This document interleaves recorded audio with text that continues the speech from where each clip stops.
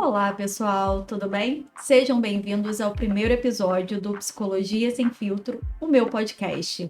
Hoje tenho a honra de receber uma grande convidada, amiga, que topa tudo que eu invento. E sim, ela topou mais esse desafio de estar comigo nesse episódio falando sobre avaliação psicológica. Seja bem-vinda, Ana Paula Santos. Olá, é uma honra poder estar aqui junto com você, caminhando juntas, né? Eu falo que conversando e trocando sempre sobre assuntos que são tão pertinentes para a gente, para a nossa profissão. Pois é. Então, hoje vamos falar daquilo que a gente mais sabe fazer, que é a avaliação psicológica. Acho que para a gente começar, vale um pouquinho da sua trajetória, né? Eu te conheci ainda na faculdade, caminhando ali na psicologia, lindamente. E aí você veio para avaliação. Depois a gente teve um mega encontro que foi com o nosso livro, que eu acho que também vale a pena a gente falar um pouquinho sobre ele. Mas eu queria que você me contasse um pouquinho da sua trajetória profissional até aqui. Então, né, a psicologia, ela é um sonho que foi construído. E aí eu falo que ela foi construído por quê? Porque era um sonho mesmo lá da adolescência. A identificação e o desejo de querer fazer psicologia, ele surgiu ali. E aí a vida trouxe outros caminhos, né? Eu fui percorrer outros caminhos, passei por outras profissões e depois eu cheguei na psicologia. E quando eu cheguei na psicologia, eu falo que no primeiro período eu fui cursar a disciplina de neuropsicologia. E aí eu fiquei encantada com a neuropsicologia, fiquei encantada com a avaliação. Depois disso, né, o caminho que a gente vai construindo ao longo dessa trajetória, a gente vai buscando cada vez mais. E aí, no meio desse caminho, eu te encontrei. Lá em Sulacap, né? Né? E um dos eventos lá da faculdade. E aí, por obra, né, de mais os bons encontros dessa vida, eu te fiz um convite para participar do livro que eu estava coordenando, que a gente lançou juntas em 2022. 2022. Que foi um livro lindo, né? Uma experiência para mim muito gratificante. Captar pessoas que efetivamente trabalhassem com avaliação psicológica. E eu acho que essa é a minha maior premissa hoje. Estar ao lado de pessoas que não falam só sobre avaliação, mas que vivem a avaliação. E é isso que a gente vai falar um pouquinho sobre hoje, sobre essa nossa prática, sobre os nossos desafios. O livro, para mim, foi um desafio muito grande para, de fato, ter pessoas ali que falassem não só da teoria, mas que também falassem dessa prática, do dia a dia, das dificuldades de encontrar instrumentos válidos, favoráveis, né, dentro daquilo que a gente está necessitando naquele momento. E às vezes errar e às vezes acertar. Então, para mim, o livro, né, e acabou fechando com 11 mulheres, eu acho que foi um grande presente. Não foi proposital, mas eu acho que nada é por acaso também. E a gente teve nosso lançamento, que foi o primeiro seminário de avaliação psicológica. Verdade. E agora a gente já vai para a terceira edição, né? Agora é dia 27 de junho. E estamos juntas desde então. Isso. Mas eu queria que você falasse um pouquinho hoje da prática, né, da sua prática. Você trabalha com avaliação neuropsicológica, com avaliação psicológica. Quais são os seus desafios hoje dentro da prática com a avaliação? É no instrumento? É com as dificuldades, às vezes, do próprio paciente ou avaliado trazer a demanda já delimitada para o que ele acha que ele tem ou não? Fala um pouquinho sobre isso. Hoje eu falo que normalmente as pessoas às vezes já chegam para a gente já, né, com as hipóteses já todas construídas. Doutor, não podemos falar, mas a gente sabe que todo mundo busca antes dele.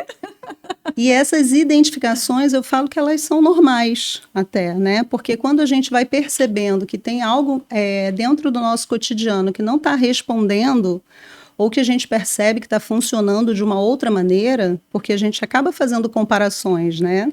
Com os resultados do outro, com o desempenho do outro, e aí a gente vai fazer o quê? A gente vai buscar. E aí a gente encontra as informações hoje, que estão, assim, diversas, né? Então, aí um monte de informações, e as pessoas buscam e chegam. Chegam através de encaminhamentos de médicos e chegam também por próprio desejo, né? De entender como é que elas estão funcionando, o porquê daqueles questionamentos ali. Então, eu acho que o desafio hoje é a gente conseguir entender qual é essa busca para que, de forma ética, a gente consiga direcionar essa avaliação. Porque eu, né, por experiência, eu sou da época, lá na faculdade ainda, que a gente trabalhava com testagem. Então, lá até 2001, na verdade até 2003, que foi a nossa primeira resolução que regulamentou a avaliação psicológica enquanto processo, a gente falava de testagem. A pessoa ia para ser testada para alguma coisa. É importante a gente falar também sobre como que isso evoluiu, né? Aquilo que antes era num caráter mais de separar, segregar o indivíduo, ele passou a ter um olhar, o processo avaliativo, ele passa a ter um olhar mais amplo. Então, aquilo que naquela época, né, tinha um olhar como testagem, aplicar um teste para entender se a pessoa tinha alguma coisa ou não, muito no sentido de separar ou até mesmo segregar, a partir do momento que a gente entendeu que o indivíduo ele era muito além de um possível transtorno, a gente passa a enxergar não só a testagem, mas sim a avaliação como um processo.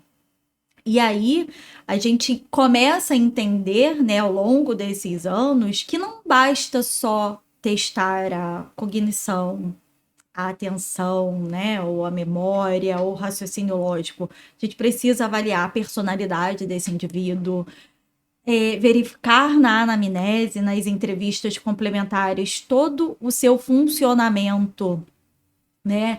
Para além disso, sua rotina social, sua rotina de lazer, sua rotina alimentar.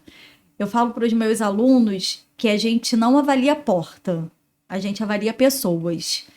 E quando eu falo para eles que todo processo avaliativo precisa ter um teste de personalidade, sempre chega uma história assim: ah, mas eu já vi um laudo de fulano que só tinha o teste X. Sim, mas não é o adequado. Porque a partir do momento que eu avalio só com aquele teste X, que é uma avaliação de inteligência, eu estou avaliando só uma parte desse indivíduo, né? Eu estou avaliando, na verdade, uma parte desse processo. Eu estou fazendo a testagem. E onde que está o raciocínio clínico disso tudo?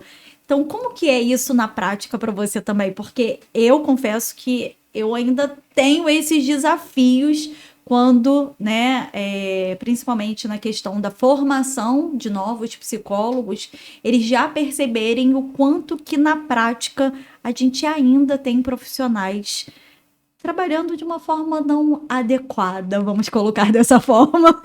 Verdade, né? Pegando assim teu gancho, quando você fala da testagem, hoje ainda é muito importante a gente bater muito nessa tecla, porque quando a gente trabalha com avaliação, a gente não está trabalhando com testagem, né?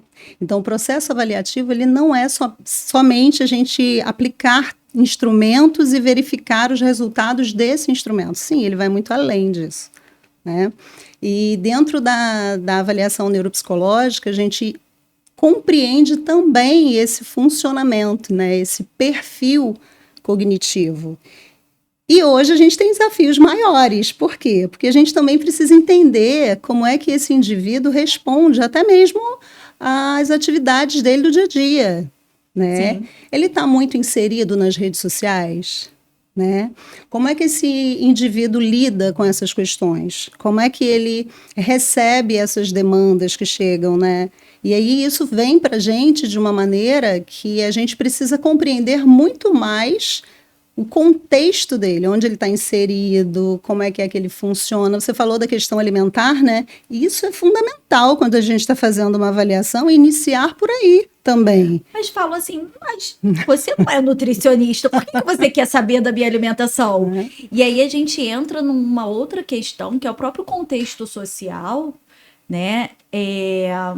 Onde a gente sabe que uma alimentação saudável, ela tem um custo entre um prato de arroz, feijão, legumes e uma proteína que é o adequado, o custo por um pacote de um macarrão instantâneo, dependendo da quantidade de pessoas para essa família, é isso que muitas das vezes vai fazer parte de alguns dias daquele mês. E o quanto que isso gera uma carência de vitaminas, de minerais, né, de coisas que o nosso organismo precisa para funcionar adequadamente. E que a falta desses nutrientes, por exemplo, pode levar a uma anemia. E aí o cansaço que o indivíduo traz às vezes, porque ele viu numa rede social uma dancinha, né? E traz características de cansaço, sonolência, atrelado isso, né, colocando isso como um processo depressivo, por exemplo, e a gente ignora essa questão alimentar, a gente está ignorando uma parte muito importante de todo o raciocínio que a gente precisa ter desse processo de avaliação. Porque, de fato, a atenção dele pode ser diminuída por uma carência de vitamina, por uma carência de nutrientes, mas necessariamente ainda não ser uma depressão. É perfeito a sua colocação, porque quando a gente está falando ali, né, de avaliar e compreender o funcionamento desse indivíduo como um todo, eu preciso entender totalmente essa rotina. Eu preciso entender essa dinâmica dele, eu preciso compreender como é que ele funciona. Horas de sono, tá. E aí, quando a gente fala de horas de sono, como é que era isso antes e como é que está agora? Né? Dependendo de quadros específicos, a gente precisa entender se isso é algo que já vem desde a infância ou não. Sim. Se eu tenho pessoas que possam contribuir, ou se é o olhar simplesmente dessa pessoa. Se a gente está falando, de repente, de um outro profissional que também esteja fazendo, né, o acompanhamento junto, e aí, falando de avaliação neuropsicológica, a gente acaba, muitas vezes, precisando estar em contato com esse profissional também que está fazendo esse acompanhamento. Sim. Né, para tentar entender um pouco melhor sobre esse funcionamento como um todo, para também isso, né, estar ali acrescendo no nosso raciocínio clínico, porque o que vai demandar ali é o raciocínio clínico. Eu falo que os testes, os instrumentos, eles são maravilhosos, mas para contribuir de que forma? Com dados que possam corroborar ou não aquela nossa hipótese inicial. E o histórico de vida, né, você trouxe algo muito importante, porque hoje se fala muito em diagnóstico tardio. Que bom que a gente hoje consegue fazer esses diagnósticos, né, e minimizar os impactos de prejuízos funcionais que esse indivíduo teve ao longo da vida dele, porque isso é real. A gente hoje não tem mais pessoas com autismo ou mais pessoas com TDAH. Na verdade, hoje nós temos mais instrumentos que a gente consegue efetivamente entender o funcionamento dessas pessoas e ajudá-los daqui para frente, né, a ter uma qualidade de vida melhor, ajustando esses funcionamentos. Mas é importante a gente entender que esses transtornos, por exemplo, eles não nascem na vida adulta.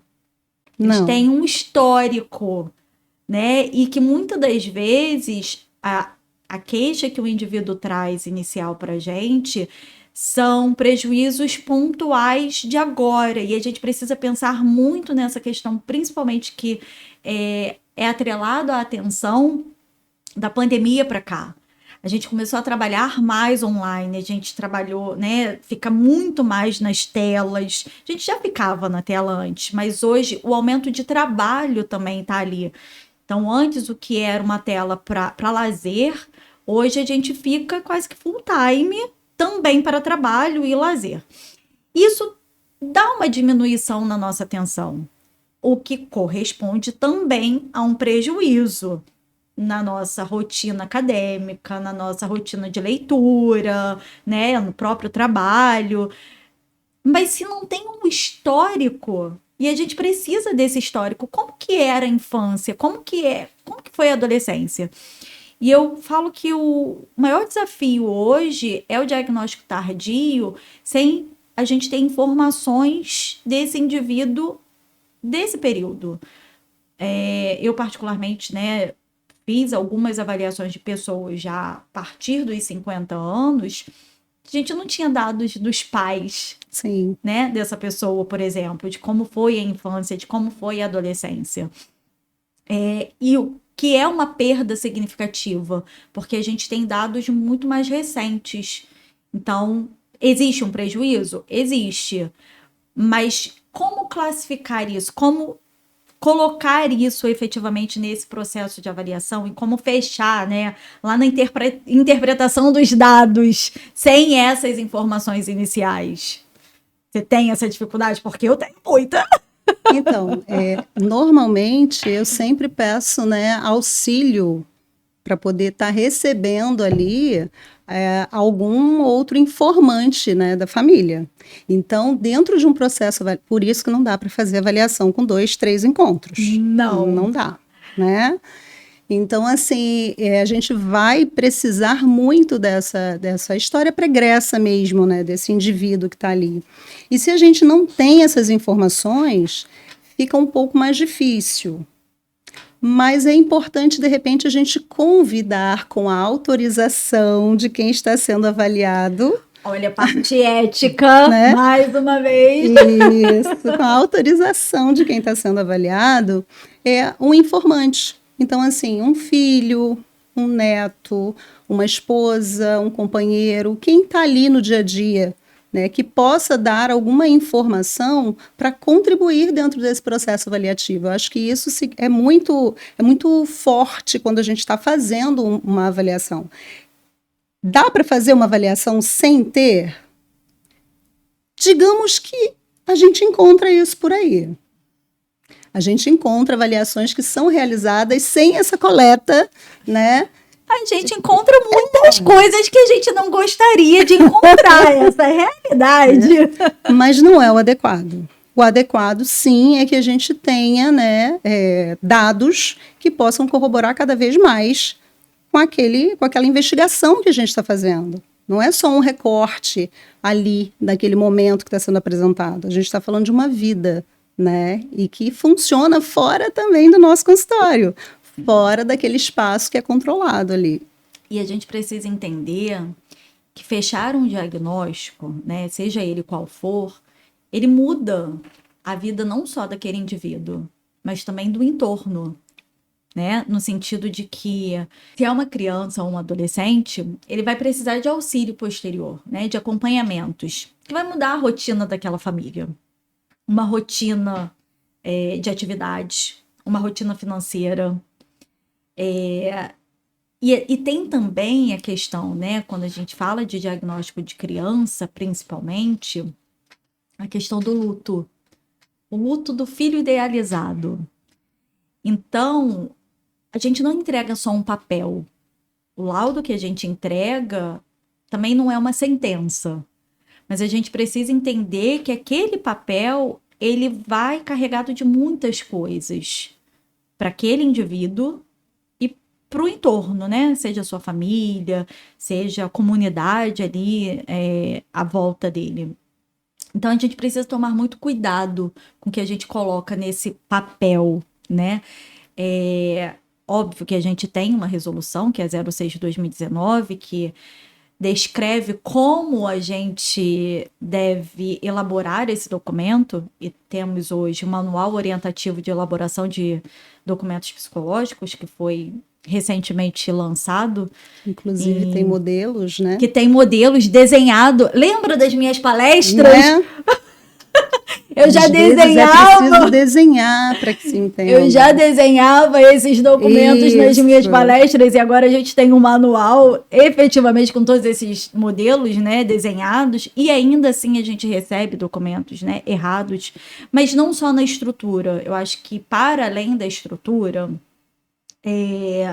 que a estrutura tá ali, né? Tá desenhado agora. A pessoa pode ir lá e meio que copia e cola e vai colocando as informações. Mas, por exemplo, no laudo a gente tem lá identificação, descrição da demanda, procedimentos e análise. São 2 campos do documento que precisam conversar muito. No procedimento, eu vou colocar os instrumentos que eu utilizei.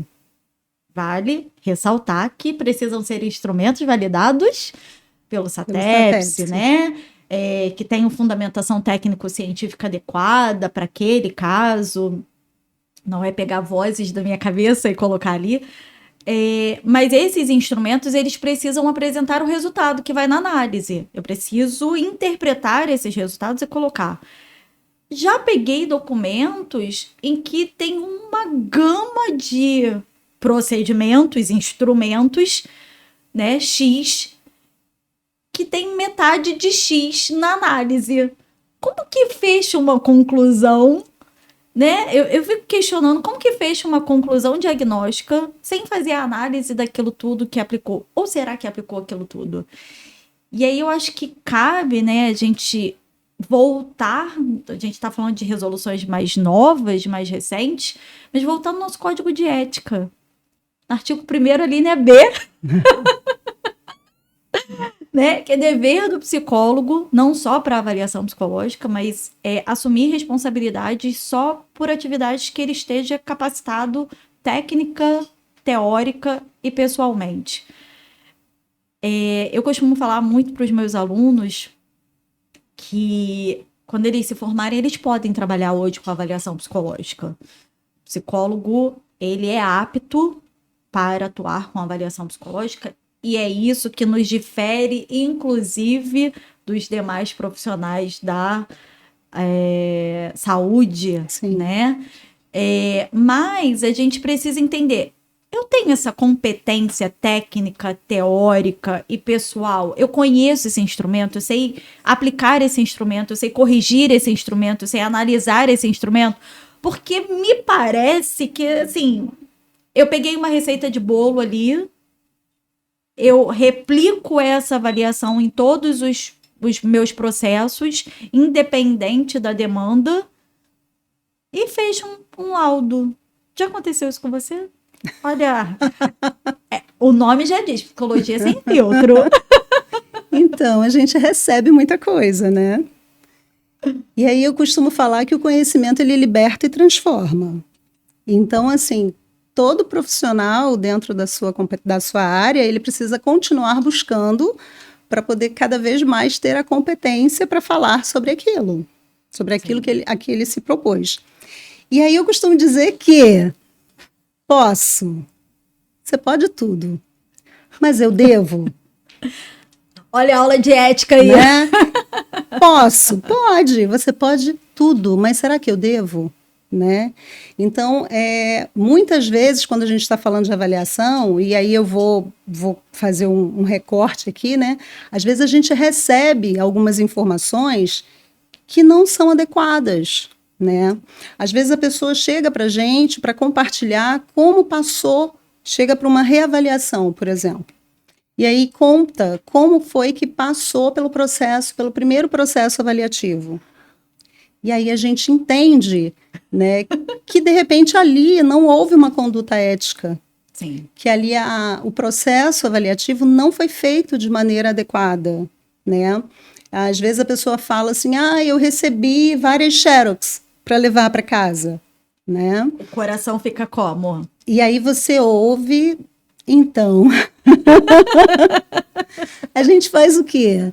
A gente começa a ensinar mesmo, né? Eu falo que cada paciente que passa pelo consultório, eu explico naquele primeiro momento como é que funciona um processo avaliativo. Para que ele saia dali e ele entenda como é que ele vai, se ele estiver participando de um novo processo avaliativo em um outro momento, ele ter consciência do que deve ser realizado, né? Porque isso é nosso. Até porque é um direito dele também saber o que vai ser feito com ele, como que vai ser feito, né? É um desejo dele efetivamente estar ali. E uma outra delicadeza, né? Principalmente quando eles, adultos, vêm já com uma certeza de alguma coisa. Eles precisam entender que tudo pode acontecer nesse resultado. Que eles podem receber, sim, um diagnóstico e corroborar com aquilo que eles já vêm percebendo, né, de prejuízos ali, corroborar com aquela hipótese que ele trouxe, mas pode ser que não feche esse diagnóstico, pode ser que feche um outro diagnóstico, e aí tem uma outra delicadeza hoje que eu falo que é do cardápio dos diagnósticos. Tem pessoas que vêm na expectativa de ser efetivamente aquilo porque já traçou, inclusive, um projeto de vida para aquilo. E a gente precisa entender que participar de um processo de avaliação é descobrir muitas coisas. Dentre elas, que não é aquilo. Sim. Que pode ser algo muito similar, inclusive. A gente já discutimos sobre isso algumas vezes, né? Alguns transtornos de personalidade, por exemplo, que são muito próximos das características do próprio autismo. Sim. E que aí o indivíduo, ele vem naquela certeza de que é o autismo, e quando a gente dá a devolutiva de que não é aquilo, mas como assim não é? Mas eu não quero isso.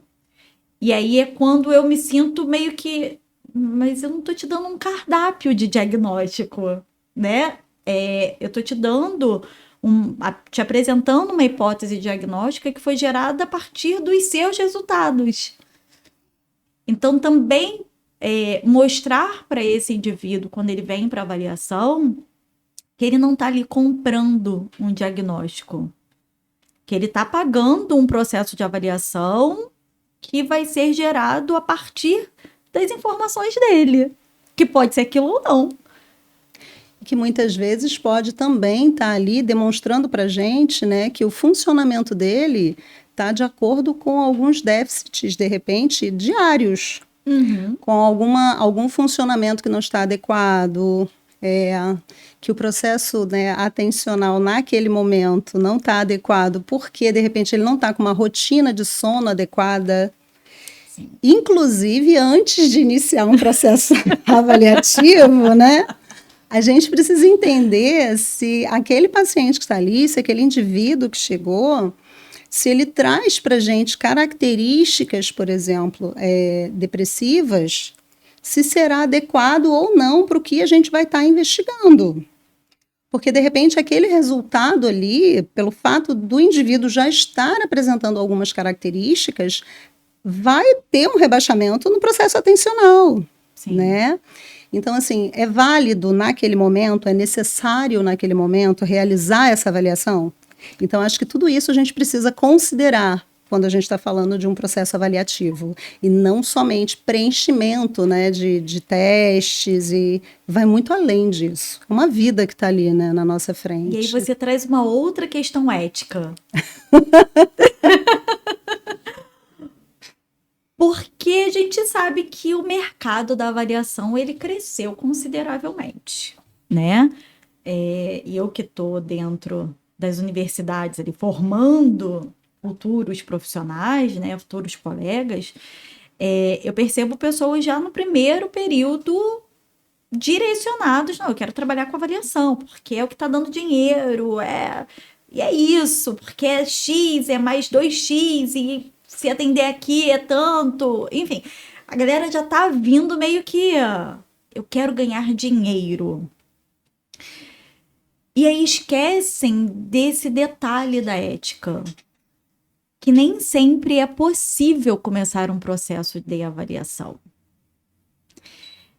E aí, quanto que esse profissional que visa o lucro daquilo dali, ele vai conseguir efetivamente falar assim, não, nesse momento a avaliação não cabe, acho que você pode começar uma terapia inicialmente, porque o pessoal já paga no primeiro atendimento. Verdade. né? Então, assim, isso é uma outra questão ética que vale a pena refletir, né? O povo que está vindo aí agora já pensando nesse mercado, entender que nem sempre vai ser possível, senão ele está vendendo um laudo. E aí eu falo que eu levanto, né, algo que as pessoas riem e alguns pacientes até reproduzem essa fala, né? Que eu não trabalho por amor, porque realmente o amor ele não paga contas. Mas eu trabalho não, mas eu trabalho com amor. Então, quando a gente trabalha de uma maneira ética, que você considera que aquela pessoa que está ali na sua frente, será que em outro momento não poderia ser um familiar seu? Passando por um processo avaliativo, né? Será que não pode ser você passando por um processo avaliativo? Sim. Né? Então, assim, eu posso tudo, mas eu devo, né? E a que custo? Eu acho que essa é a grande questão hoje do mercado dentro da psicologia relacionada à avaliação. O pessoal tá indo muito nessa ânsia do valor, do dinheiro, né? Não, eu vou trabalhar só com avaliação. Trabalho com avaliação há 20 anos. Eu já vivi várias crises dentro da avaliação. Costumo falar que a gente teve, aí não como profissional, né? Acho que a primeira crise da psicologia relacionada aos testes foi lá, que começou em 2001. A crítica aos instrumentos que a gente tinha na época que eram traduzidos, então entendeu-se que eu preciso fundamentar melhor esses instrumentos, né, e validá-los aqui. Foi por isso que foi criado o SATEPSE em 2003, e que bom que o SATEPSE está aí, né, a pleno vapor para nos corroborar com a fundamentação técnico-científica, acompanhar esses instrumentos atualmente. Depois a gente teve uma outra questão na crise que eu falo, né, da avaliação, que foi na pandemia.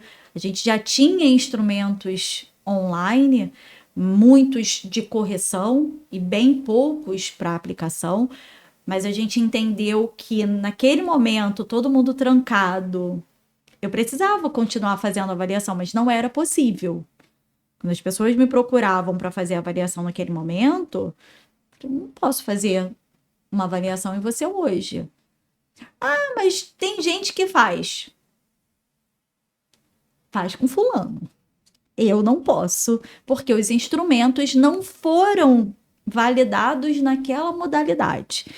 E a gente sabe que teve coleguinha que adaptou alguns instrumentos do formato lápis e papel para o online. Aí entra na questão que eu falei das Xerox, né? A Xerox que cai no mesmo, né? Então ali a gente viu uma crise, e eu falo que toda crise ela vem depois de uma bonança, que hoje a gente tem uma gama de instrumentos para aplicação online. Mas eu acho que hoje a nossa atual crise é em questões éticas dos profissionais.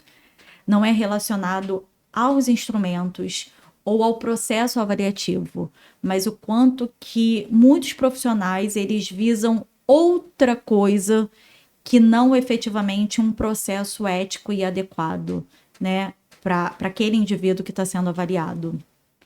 Então, acho que a gente ainda vai pegar outros desafios. E vale ressaltar, temos muitos instrumentos para aplicação online hoje? Temos. Sim.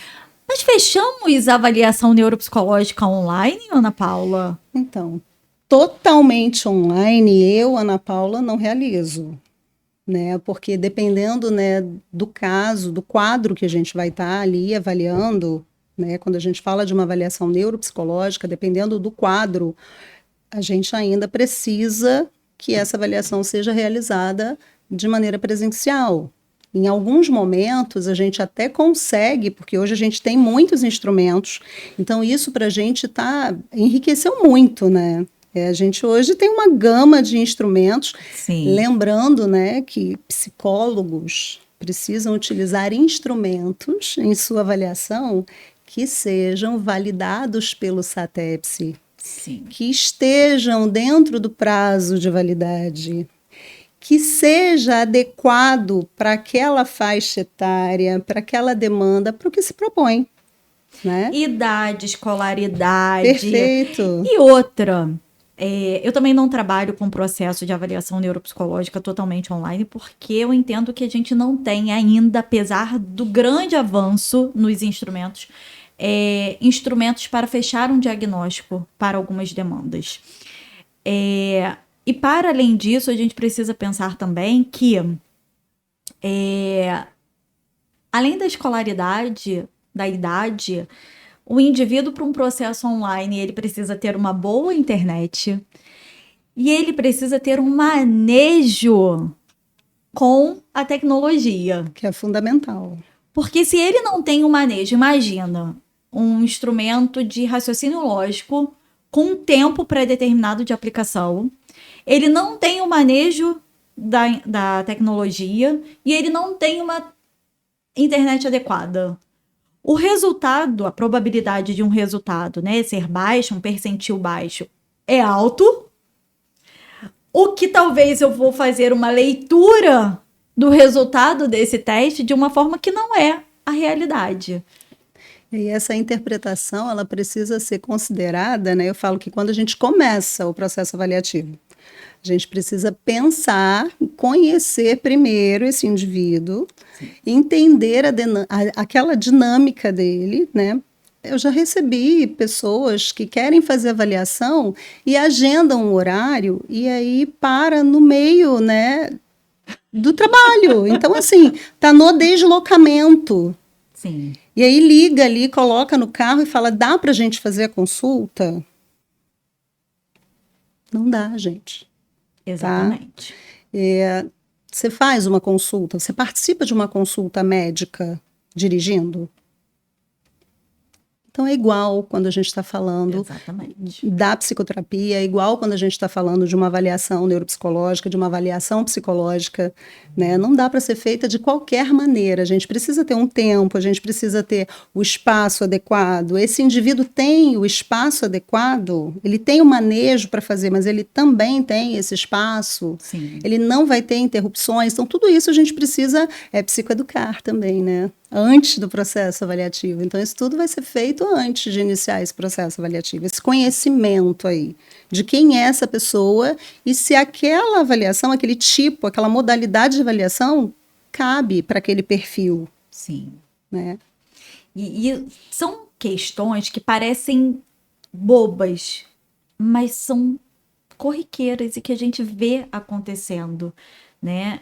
E que é muito triste, porque a gente vê o quanto que muitos indivíduos, eles precisam daquele laudo, precisam, né, dessa variação por N motivos. Às vezes, por querer se conhecer efetivamente, né, entender o que pode ser feito para minimizar aqueles prejuízos. Outros, porque precisam de uma avaliação médica para utilizar alguma medicação. E o quanto que muitas das vezes não tem a verba para fazer. E aí a gente tem duas questões, né? Uma, quando às vezes a família toda precisa se juntar para pagar aquele processo avaliativo. E aí quando a gente vê aquele resultado e a gente precisa falar para ele que aquele resultado pode ser que não seja, porque o processo não foi de uma forma adequada. Então, a gente tem questionamentos sobre aquele resultado, porque o processo efetivamente não foi adequado. Ou clínicas que fazem pelos planos de saúde, né, de uma forma em 20 minutos, a aplicação de um instrumento, ou manda um instrumento para casa que não é para mandar para casa. Isso. Porque existem, né, inventários, questionários que são próprios para enviar para a escola. Perfeito. Quando criança, para enviar para o responsável, né? Mas existem instrumentos que são para aplicar no atendimento. por N motivos. Um deles, inclusive, para a gente entender as reações do indivíduo ao realizar aquele instrumento, né? E aí, essas clínicas que trabalham por demanda, elas mandam esses instrumentos para casa, porque em 20 minutos não faz, né? Não. E assim, quando a gente está falando de avaliação, né, eu falo que desde do contato, pela mensagem que chega para a gente, pela maneira como está se comportando na recepção enquanto está aguardando aquele processo avaliativo, as dúvidas que vão surgir. Sim. Ali ele vai ter dúvidas enquanto está preenchendo, de repente, né, um questionário de autorrelato, ele vai pedir para que você tire essas dúvidas. Né? Às vezes termos que ele não sabe. Ele não vai ali buscar na compreensão dele ou dar para outra pessoa. Né? Eu já ouvi relatos, né, de pessoas que falaram assim para mim, e aí eu pedi para fulaninha preencher para mim. Né? Eu falei, como assim pediu para fulaninha preencher? Porque eu estava muito cansada e ela me conhece melhor do que eu mesma. Mas aí é a visão do outro. Né? E aí a gente precisa contar para esse indivíduo que está ali que dessa maneira a gente não vai ter uma resposta fidedigna. Exatamente. E aí, por que é necessário estar ali dentro do consultório? Por que é necessário estar, de repente, né, durante uma programação que foi agendada online para um preenchimento de um teste online que a gente tenha, né, gerado o link para ele preencher, que tem que ser ele preenchendo. A não ser que aquele instrumento seja direcionado, né, como eu falei aqui, para alguns informantes, tem instrumentos que sim, a gente vai ter versões que a gente vai enviar para a escola, vai solicitar professores. Eles vão ter versões, a gente não vai inventar a versão. Não pode. Quer dizer, pode, mas não deve. Até mesmo porque o psicólogo ele tem um código de ética, nós, enquanto psicólogos, a gente tem um conselho que a gente precisa seguir as normas e as diretrizes desse conselho.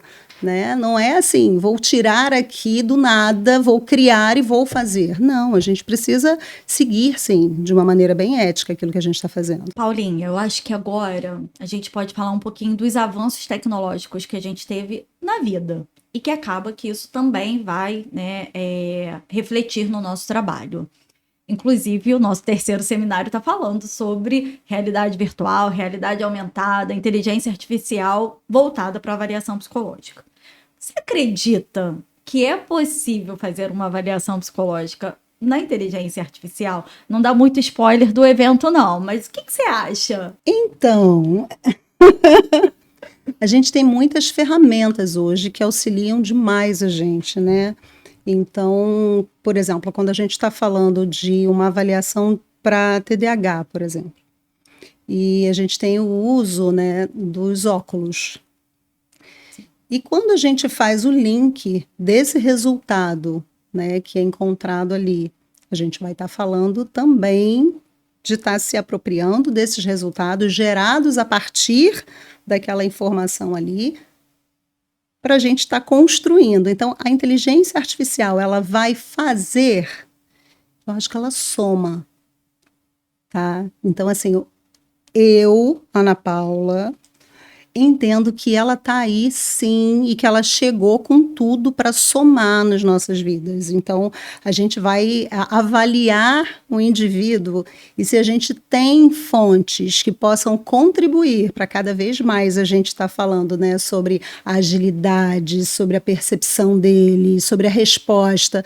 Pensa quando a gente está falando, de repente, de um indivíduo tá sendo avaliado e respondendo no trânsito. Eu não posso falar muito, né?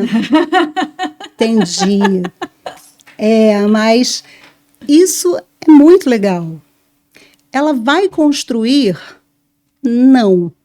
Mas ela pode somar muito, porque sempre vai depender do nosso raciocínio clínico, até mesmo porque nós alimentamos essas informações. Exatamente. Né? E tem uma coisa, assim, na minha idade, né? Tenho uma resistência com a tecnologia? Tenho. Fui atender online quando? Só na pandemia, né? A gente trabalha com amor, não por amor, porque a gente tem que pagar boleto. Se a gente não atendesse online na pandemia... Não pagava os boletos. Não pagava os boletos. Até então eu não trabalhava online. Então, eu tenho algumas resistências que estão sendo tratadas na terapia, que bom. Estar aqui, inclusive, É uma delas? isso é um evento resultante de terapia, né? Onde que eu teria um podcast gravando, enfim. Mas a tecnologia, ela tá aí e a gente precisa acompanhar. Sim. Mas a gente precisa entender também que a gente não pode se tornar refém disso. E precisamos fazer bom proveito. Quando você fala, né? Porque a gente precisa alimentar essa IA. E para a gente alimentar a IA, a gente minimamente tem que saber o que vai alimentar e como vai alimentar. Porque se eu não sei do que eu estou falando, eu vou alimentar com pouco que eu sei. A gente sabe que existe, né, uma questão que a inteligência artificial, ela também traz erros e que quando a gente recebe esse resultado dela, a gente precisa fazer algumas correções. Só que se eu não sei nada daquilo, eu vou simplesmente pegar aquela informação e usar de uma forma errada. E é engraçado, fazendo um paralelo com os alunos, eu vou falar aqui porque eu já falei para eles, já dei o feedback das provas, que eu peço alguns trabalhos, né? E tem a prova, tem questões objetivas e discursivas. E eu me dou ao trabalho de fazer um comparativo da forma que o indivíduo escreve a questão da prova e o trabalho. A questão da prova não tem um termo alemão. Aí no trabalho dele tem vários termos em alemão. Não sei de onde ele tirou. Tanta inteligência para o trabalho que não apareceu ali na hora da prova. Entendeu? Então, se eu não sei como usar, eu vou usar de uma forma não adequada. Perfeito. E aí a gente cai naquela outra questão ética que a gente vem falando aqui ao longo, né, do nosso bate-papo, que é o quanto que o nosso resultado muda a vida do indivíduo. Então, se eu não sei filtrar se aquilo que a IA me deu é certo ou não, eu vou tomar aquilo como uma verdade, colocar aquilo no meu laudo, por exemplo, e direcionar esse indivíduo para acompanhamentos que talvez não sejam necessários ou não encaminhá-los para aquilo que de fato ele precisa. Acho que a inteligência artificial, ela tá aí, mas a gente precisa usar com muita cautela e cuidado. E a ética, óbvio, né?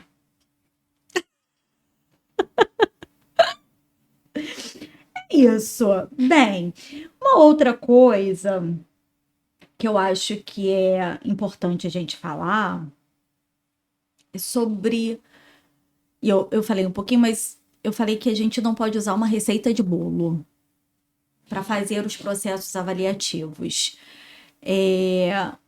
Mas tem alguma forma mais fácil para você escolher os seus instrumentos? Como que você escolhe os seus instrumentos ali na hora de compor o planejamento do seu processo avaliativo? Então, quando eu penso um processo avaliativo, primeiro eu vou entender quem é que está chegando para ser avaliado. Então, eu acredito que primeiro eu preciso compreender quem é esse indivíduo, para a partir daí eu montar a minha bateria. Existem algumas ferramentas, né, que a gente acaba já tendo ali, como alguns queridinhos, né, e que sim, porque acabam enriquecendo mesmo, a gente vai se afeiçoando a alguns instrumentos, mas é importante saber que um instrumento, ele nem sempre vai servir para todas as demandas. Então, de repente, um instrumento que foi excelente para uma determinada avaliação, ele não vai ser bom para que eu utilize em outro processo avaliativo. Então, eu falo que no primeiro momento eu quero conhecer quem é esse indivíduo que está chegando, compreender como é que ele funciona, e a partir daquele primeiro momento, aí sim, eu vou pensar uma bateria, para poder começar a entender as minhas escolhas para conduzir aquele processo avaliativo. Normalmente eu faço dessa forma. Quem é esse indivíduo? É um indivíduo tecnológico? Será que a gente pode, ao longo do processo, também utilizar alguma ferramenta, algum instrumento, né? Então a gente vai trazer isso também para o processo, porque de repente até enriquece o nosso processo. Sim. Né? Ele tem maior facilidade, então a gente vai utilizar. Mas caso contrário, não dá para ter uma bateria pré-montada. A gente sabe quais são as funções cognitivas que a gente vai precisar avaliar. E aí isso desmistifica, mais uma vez, né, alguns processos que a gente vê que os laudos vêm com o mesmo instrumento. É só aquele instrumento. Mas... Não é assim. Não tem instrumento melhor ou pior. Sim. Existe um instrumento adequado para minha capacitação técnica, né? Aquilo que eu sei aplicar, aquilo que eu sei corrigir, aquilo que é adequado para o indivíduo que eu vou aplicar, na idade, escolaridade, habilidades com o instrumento, né? Quando for um instrumento tecnológico, por exemplo. Então, isso desmistifica de que todo profissional da psicologia tem que ter o X ou o Y. E ainda colocam, assim, exposto, tipo, decoração. Eu falo, né, sempre que quando eu estou dos grupos de estudo, na supervisão, eu costumo falar para os supervisionandos que, assim, vocês vão primeiro aprender a manusear um instrumento, conhecer um instrumento, e aí sim, a partir desse conhecimento, é que vocês vão começar a pensar quais são os casos que vocês podem estar utilizando, que aquele instrumento vai corroborar para aquela investigação, para aquela avaliação que você está realizando ali. Né? Então, não tem uma receita de bolo, a gente tem quais são as funções, quando a gente está falando de avaliação neuropsicológica, até mesmo se eu fosse pensar, né, em avaliar tudo, a gente não tem material hoje, a gente não tem instrumento hoje para avaliar todas, né? Então a gente precisa entender qual é o nosso objetivo, qual é a finalidade daquela avaliação. Eu quero entender aquele perfil neuropsicológico para quê? Né? Porque quando eu falo dessa interpretação desses dados, eu preciso pensar, quando a gente está falando ali da neuropsicologia, eu preciso pensar em alguns modelos, por exemplo. Então, eu preciso compreender. E aí, eu tendo essa compreensão, eu vou saber se aquele instrumento foi criado, se ele foi construído a partir desse modelo. E se ele não foi, eu tenho que saber se existem estudos que já foram realizados que eu possa estar utilizando para pautar ali a minha resposta, Sim. Né? Para eu fazer essa correlação de dados. Então, pensar isso, pensar uma bateria, eu falo que a gente precisa minimamente saber quais são as funções cognitivas que precisam ser, né, avaliadas dentro de um processo de avaliação neuropsicológica e, a partir dali, entender que também a gente não está falando, no caso da avaliação neuropsicológica, nem sempre a gente está falando de ter ou não um diagnóstico. Muitas vezes a gente vai realizar uma avaliação, de repente, para poder direcionar, tá? Uma reabilitação, pensar uma reabilitação, né? Então, nem sempre a gente está falando de hipótese diagnóstica. A gente está falando de avaliação neuropsicológica para compreender o perfil neurocognitivo daquele indivíduo que está ali. Né? E aí, assim, eu vou precisar ter as informações de quem é aquele indivíduo para entender como é que ele funciona, né? Como funciona o processo atencional dele, que de repente aquela resposta que deu rebaixada ali, ou que está dentro, né, do que a gente chama lá do limite, que não significa que é um déficit, né? Então, existe um prejuízo, mas a gente precisa entender o porquê desse prejuízo, né? Que necessariamente não é um transtorno. Exato, e colocar isso lá. Então, isso demanda muito do que é raciocínio clínico. Até porque a gente tem o tal do fenótipo ampliado. Perfeito. né? Quando a gente fala, né, do transtorno do espectro do autismo, e aí eu estudo, né, tem alguns transtornos que a gente acaba aprofundando um pouco mais, né, os estudos, e quando a gente fala, né, do TEA, por exemplo, eu acabei estudando um pouquinho mais, e hoje a gente sabe. Quando eu comecei a fazer esses estudos, ainda não se sabia, mas hoje, aqui no Brasil, a gente já sabe que a gente tem um fenótipo ampliado, né? E muitas vezes, quando a gente chega a fazer uma avaliação de uma criança e a gente chega, né, nesse diagnóstico, e os pais começam a fazer questionamentos, né? Caramba, mas eu me identifico, eu funciono assim, né? Eu sou dessa forma, mas eu também era assim. E aí a gente vai, de repente, observar, ouvir, entender. Quando a gente conversa com esse pai, muitas vezes a gente esbarra num fenótipo ampliado. E não necessariamente ali numa pessoa que passou a vida sem ter um diagnóstico. Sim. Né?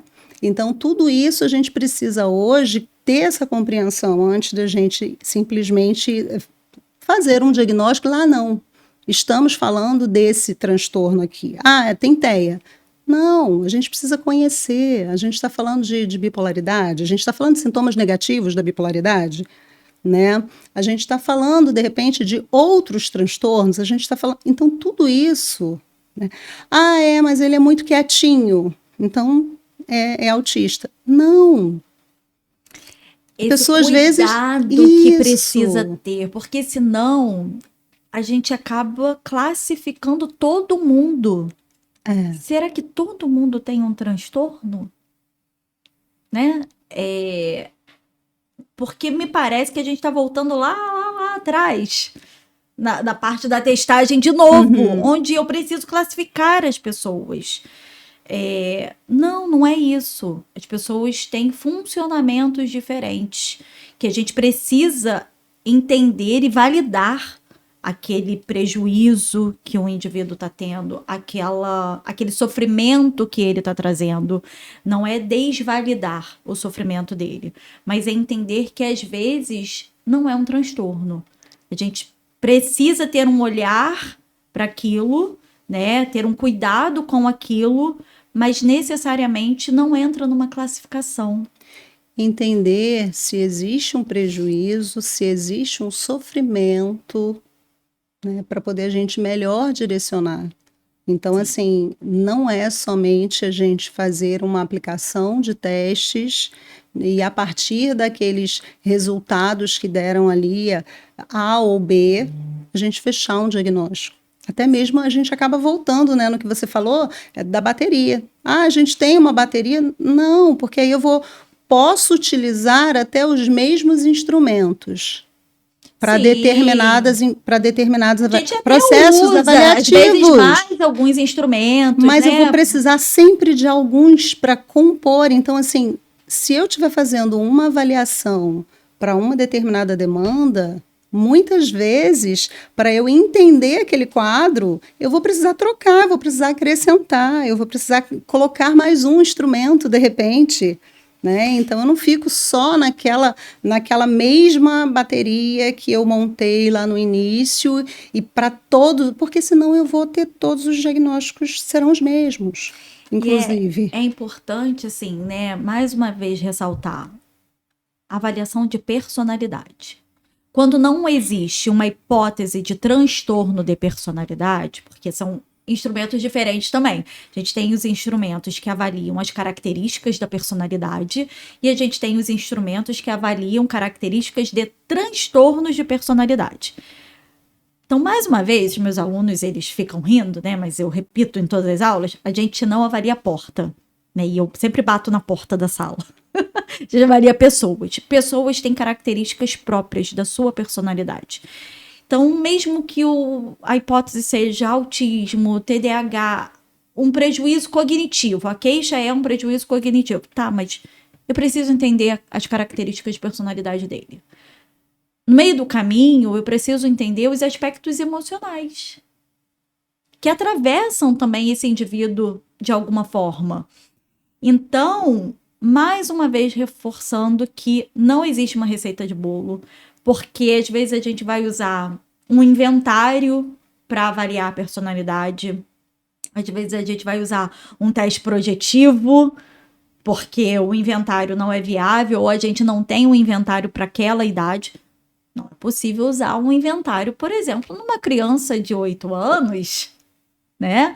Então, a gente tem os testes projetivos para fazer a avaliação da personalidade.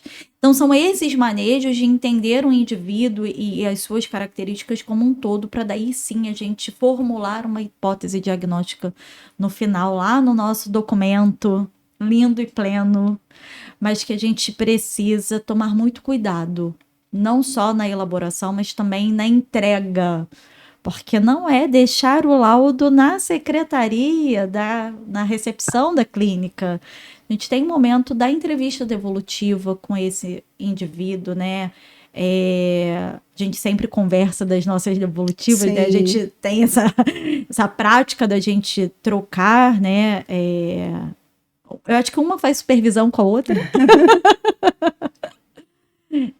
O quanto que a gente tem esse cuidado na devolutiva, independente do processo, às vezes um psicodiagnóstico, como a gente vem falando mais aqui, mas também uma devolutiva de uma avaliação psicológica para um processo seletivo, para um processo de concurso público. É direito do indivíduo receber essas informações e tirar as dúvidas, porque ele que foi o avaliado. Então, ele quer saber por que que foi aquilo, por que que não foi aquilo. Então, é esse momento e eu quero que você fale um pouquinho sobre essa entrevista devolutiva. A entrevista devolutiva, ela sempre vem, né, o indivíduo, ele passa por todo o processo e quando ele chega no dia da entrevista devolutiva, eu falo que ele vem cheio de emoções, né, porque ele quer compreender todas as respostas de tudo aquilo que ele preencheu, que ele respondeu, ele quer entender como é que funcionou. Por mais que ele venha, né, com a certeza que é aquilo. Isso. E aí, assim, quando a gente começa a ir conversando e a gente começa a ir mostrando como é que funciona, olha, a gente fez uma avaliação e aqui a gente falou do seu processo atencional. E aí a gente começa a falar da atenção daquele indivíduo, a gente começa a mostrar para ele como que ele funciona. Se ele é uma pessoa que se beneficia de pistas visuais, às vezes. Então, assim, a gente vai dando para ele, entregando para ele, né, um raio-x. Né? Eu falo que assim, é como se a gente estivesse ali contando e eles vão entendendo e eles começam a ir, né, compreendendo tudo que aconteceu. Inclusive quando a gente, às vezes, aplica um instrumento e, de repente, a gente precisa aplicar outro, tá? Porque, de repente, aquele resultado ali não foi o esperado, ou a gente achou que não estava, a gente precisava naquele momento, não foi adequado, ou a gente precisava... E a gente não aplica o mesmo teste, não. Não, a gente aplica um outro instrumento para tirar a dúvida mesmo. Eu falo para poder a gente avaliar o que tinha sido inicialmente, né? Tinha sido começado ali aquele processo investigativo. E aí, a partir daquela resposta, a gente vai falando até isso. E aí, olha, a gente aplicou um instrumento, você fez um instrumento tal, e a gente teve isso de resposta, mas aí a gente avaliou novamente a sua atenção. Uhum. Então, até isso.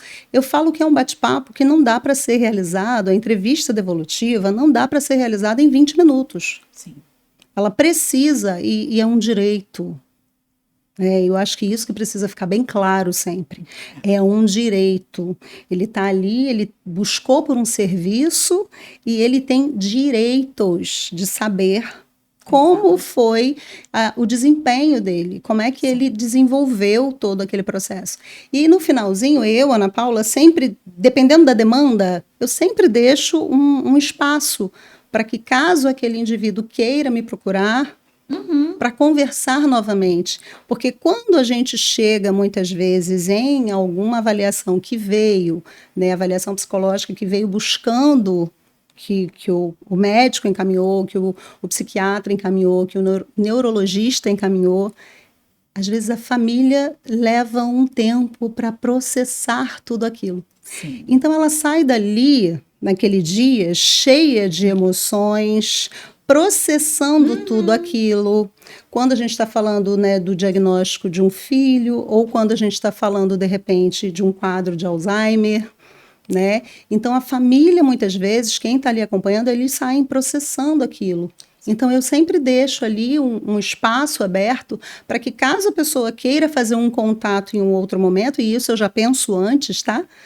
Ou seja, lá no início, quando eu estou fazendo a previsibilidade dos encontros que eu preciso ter com essa pessoa, essa possibilidade ela já é pensada ali. Sim. Caso esse indivíduo precise de mais um tempo para esclarecer essas dúvidas. A importância do planejamento, do nosso processo avaliativo. Exato.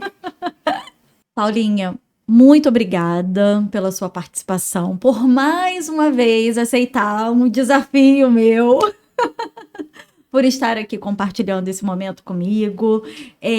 Vamos convidar o pessoal para o nosso terceiro seminário, que está chegando, está bem pertinho. Sim, é sempre um prazer poder trocar com você, né? Eu falo que as trocas, elas são muito ricas, é isso que enriquece, e, né, os profissionais não fiquem, né, isolados em seus consultórios, busquem, né, participem do nosso seminário, tá chegando aí, a gente vai falar de temas bem relevantes, né, não vou dar muito spoiler aqui, mas vai estar com um planejamento bem legal. Mais uma vez, nós vamos receber referências nacionais no nosso evento. Vamos receber o Vitor Rosa, representando o IBAP, o Instituto Brasileiro de Avaliação Psicológica. Vamos receber a Ariela. E mais uma vez, o querido meu e de todos vocês, Fabian Rueda, autor de diversos testes psicológicos, mais uma vez vai vir a brilhantar o nosso evento em Nova Iguaçu, na Baixada Fluminense, trazendo tudo de novidade que está tendo, né, na evolução de construção de novos instrumentos psicológicos, como que a tecnologia ela está sendo inserida, né, nessa evolução. Vamos receber também a Ana Paula, que é uma das organizadoras do evento, Marcelo Abreu, a Alessandra, Ana Carolina, a Júlia, que está com a gente, né, na comissão da organização dos nossos monitores, Hugo. A gente tem a Maria vai estar na mesa de abertura junto comigo com a Alessandra, falando sobre inteligência artificial, realidade aumentada, realidade virtual, fazendo toda a divisão, apresentando o que cada uma representa nesse momento, né? Como que elas funcionam. E assim, o evento tá incrível, como sempre, eu sou muito suspeita, óbvio. Vai ser um prazer te receber lá, te receber mais uma vez na nossa casinha, no nosso palco lindo do Hotel Mercury de Nova Iguaçu. E vai ter um momento de autógrafo com os autores de livros, vai ter venda de livros, vai ter venda de testes, instrumentos, materiais lúdicos. A gente mais uma vez vai receber a nossa parceira, que também vai levar material lúdico. Por que material lúdico? Na avaliação psicológica, a gente também pode usar material lúdico, né? Quando a gente faz a avaliação infantil. Então, o evento, mais uma vez, está incrível. Conto com vocês. Façam as inscrições, porque, falta pouquinho tempo, hein? Esse foi o nosso primeiro episódio do Psicologia Sem Filtro, o meu podcast. Logo, logo, vocês vão ficar sabendo da próxima data, do próximo episódio, do próximo tema. Mas podem deixar aqui embaixo nos comentários dicas. Já recebemos algumas dicas de convidados, temas. Já estamos analisando, já estamos entrando em contato com essas pessoas. Quem sabe seu convidado não vai estar aqui nessa mesa comigo em próximo momento aí. Então, fiquem ligados que logo, logo a gente mostra mais novidades para vocês.